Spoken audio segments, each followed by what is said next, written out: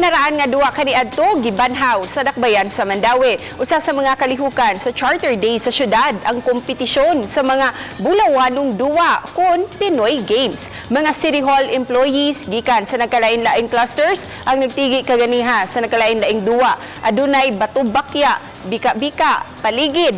Ingon man ang kulbahinam nga panyo-panyo. Karang sa bagol o uban pa katuyuan sa kalihukan nga mapahibalik ang kamahiligon sa mga tao sa makalingaw nga outdoor games kaniadto. Mas maayo pa kini matud pa inay sa mga sagad nga duwaan sa mga kabataan karon nga mga gadgets. Since we are celebrating the golden year, amo sa gibalik pan-aw ang mga karaan nga duwa nga mga Pinoy or mga Binisaya. Naaragid gahapon pero dili gud kanang permi nilang duwaon ba. At least nga maato gyud na silang ma-share nga kinhangan dili gid sila focus lang sa gadgets or unsa. Ngari gid sa mga magpasingot.